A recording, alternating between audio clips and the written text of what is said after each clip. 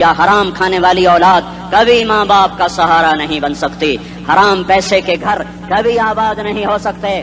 حرام کی کمائی پر بننے والی بلڈنگیں کبھی خوشی کا پیغام نہیں بن سکتی. نافرمانی کی زندگی گزارنے والے کبھی چین سے زندگی بسر نہیں کر سکتے. شراب میں ڈوب جائیں، زنا میں ڈوب جائیں، رنگ و روپ میں ڈوب جائیں، مال و دولت کے ڈھیر اکٹھے کر لیں، میرے رب کی قسم، میرے رب کی قسم، میرے رب کی قسم، ایک پل بھی چین پا جائیں تو مجھے الٹا لٹکا دیں. میرے رب کی کتاب غلط ہو جائے گی. اگر گناہوں میں چین ملے اور ساز و آواز میں چین ملے، زنا شراب میں اگر چین ملے، سود رشوت جھوٹ میں اگر چین ملے، تو میرے رب کی کتاب غلط ہو جائے. نہیں، کتاب اللہ غلط نہیں ہے. الا بذکر اللہ تطمئن القلوب، الا بذکر اللہ تطمئن القلوب. سنو دیوانو، سنو مستانو، سنو غفلت میں ڈوبے ہوئے انسانوں.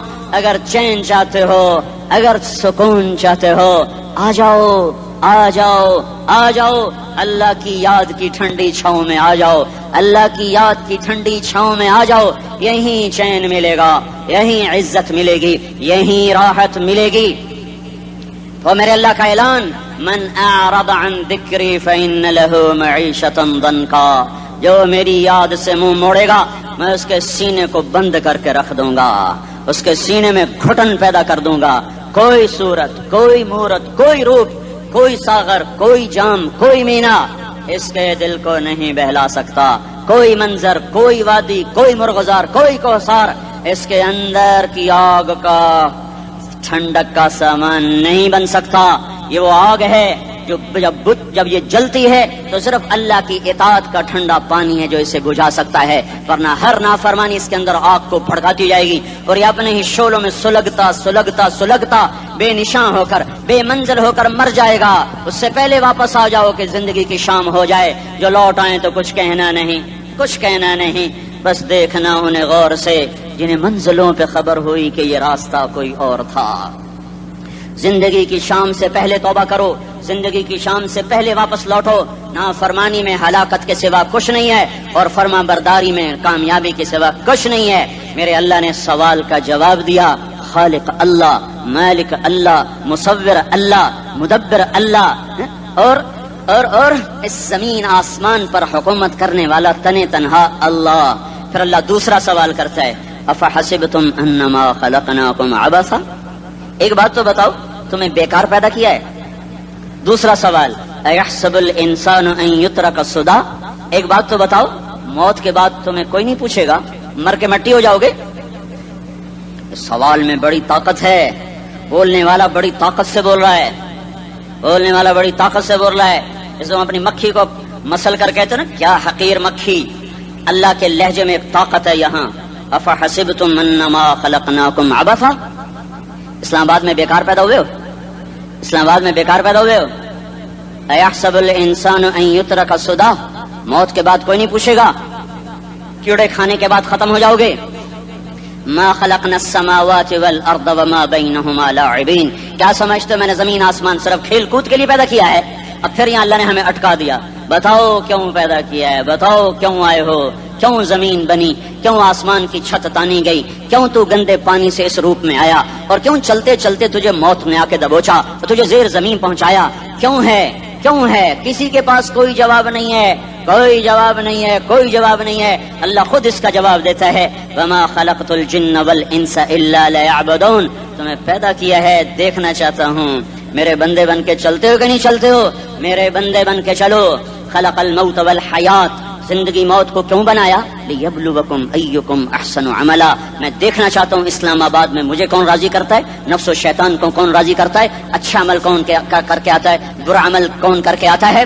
انا جعلنا ما علی الارض زینۃ لها لنبلوہم ایہم احسن عملا. میں نے جو اسلام آباد کو خوبصورت بنایا اور بڑے خوبصورت پہاڑیاں اور مری کی پہاڑیاں، سوات کالام کی پہاڑیاں، وادیاں، میدان کوثر، یہ میں نے اس لیے سب کچھ بنایا ہے کہ میں تمہیں دیکھنا چاہتا ہوں کہ تم میں خوبصورت اور اچھا عمل کون کرتا ہے. یہ نہ سمجھنا کہ تمہارا رب سو گیا ہے، لا تأخذه سنة ولا نوم. یہ نہ سمجھنا کہ تمہارا رب کمزور ہو گیا ہے. ما کان اللہ لیعجزہ من شیء. یہ نہ سمجھنا کہ آبادی کی کثرت سے تمہارا رب اب گنتی نہیں کر سکتا اور غافل ہو گیا ہے. لا تحسبن اللہ غافلا عما يعمل الظالمون.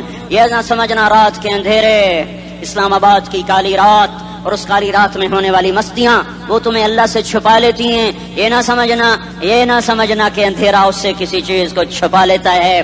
سواء منکم من اسر القول ومن جہر به ومن هو مستخف باللیل وصارب بالنہار. رات کے اندھیرے میں کرو، دن کے اجالے میں کرو، پہاڑ کی غار میں کرو، زمین کی تہ میں کرو، چوٹیوں پر بیٹھ کر کرو، میدانوں میں چھپ کر کرو، خلاؤں میں کھو کر گم ہو کر کرو. جو بھی کرو گے تیرے رب کی طاقتور نظر تمہارے اوپر پڑ رہی ہے. غافل نہیں ہے. رات کے ناچنے والوں کو بھی دیکھ رہا ہے اور رات کے رونے والے کو بھی دیکھ رہا ہے. گھنگرو باندھ کے ناچنے والی بھی اس کے سامنے ہے اور مسلح پہ کھڑے ہو کر بے قراری سے اللہ کو یاد کرنے والی بھی اس کے سامنے ہے.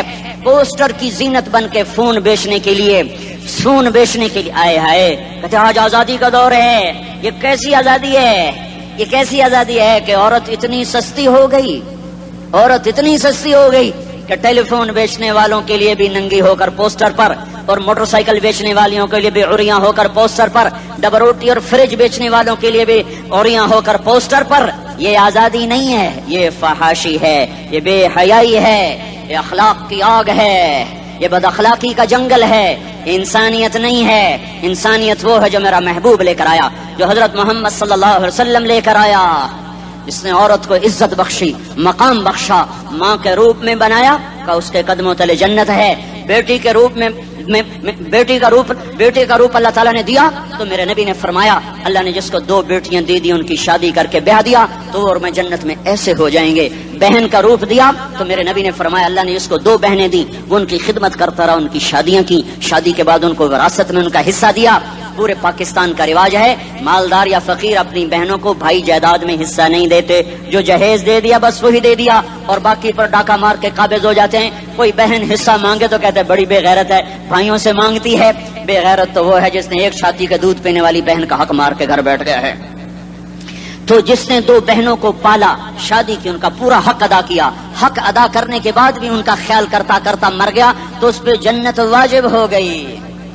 بیوی کے روپ میں آئی تو اللہ تعالیٰ کے نبی نے فرمایا بہترین مسلمان وہ جو اپنی بیوی کے ساتھ اچھا سلوک کرے، اور میں سب سے اچھا سلوک کرتا ہوں اپنی بیویوں کے ساتھ. اور بہترین مال وہ ہے جو تم اپنی بیوی پر خرچ کرتے ہو اور اپنے بچوں پر خرچ کرتے ہو. اللہ تبارک و تعالیٰ نے اسلام کو عورت کی عزت کا ذریعہ بنایا. یہ عورت کی عزت نہیں ہے کہ گھنگرو باندھ کر وہ سٹیج پر اس کی چھنکار پہاڑوں کو بھی چھلنی کر رہی ہو اور ایمان کے بھی جنازے اٹھ رہے ہوں. کیا ظلم و ستم ہے. جو امت حیا پھیلانے آئی تھی وہی بے حیائی کے اڈے چلانے بیٹھ گئی. جس امت نے پاکیزگی کو وجود دینا تھا وہی گٹر کے بیوپاری بن گئے. جو سچ کو بیچنے آئے تھے وہی جھوٹ کے ایجنسی ہولڈر بن گئے. جو عدل کا نظام قائم کرنے آئے تھے وہی ظالم بھیڑیے بن کے بیٹھ گئے. جبھی تو اللہ نے قیامت کا دن رکھا ہے. مظلوم کی ہائے سے بچو. شاید آج طاقت کے نشے میں تجھے کسی ماں کا آنسو ٹپکتا ہوا نظر نہ آئے، شاید کسی بوڑھے باپ کی فریاد تیرے در تک نہ پہنچے، شاید کسی معصوم بچے کا رونا تیرے کان تک نہ پہنچے. انتظار کرو، ایک دن آ رہا ہے. انہم یرونہ بعیدا ونراہ قریبا. تمہیں دور نظر آتا ہے، ہمیں قریب نظر آتا ہے. یوم تکون السماء کالمہل وتکون الجبال کالعہن. جب آسمان پھٹ جائے گا پہاڑ روئی بن جائیں گے. اذا السماء انفطرت. جب آسمان پھٹے گا. واذا الکواکب انتثرت. جب ستارے جھڑیں گے. واذا القبور بعثرت. جب قبریں اکھڑیں گی. ہاں آج ظالم و مظلوم میں نہ کھڑا کرنے کے اللہ خدا رہا ہے. بہت سے دوست کہتے ہیں مسلمانوں کے ساتھ کیا ہو رہا ہے، کافر کیا کر رہے ہیں، ظالم کیا کر رہے ہیں. جس کے ہاتھ میں حکومت ہے وہ فرعون بن چکا ہے، جس کے ہاتھ میں طاقت ہے وہ یہ کر چکا ہے. کوئی نہیں پوچھنے والا، ارے ہے ہم جلد باز ہیں، وہ بردبار ہے. ہماری طبیعت میں جلدی ہے، اس کی طبیعت میں بردباری ہے. وہ ظالم کو بھی دیکھ رہا ہے، مظلوم کی آہیں سسکیاں بھی سن رہا ہے. غافل نہیں ہے. اللہ کا عرش ہلتا ہے جب مظلوم کپ کپاتا ہے. مظلوم کافر بھی ہوگا تو اللہ اس کا ساتھی بن جائے گا.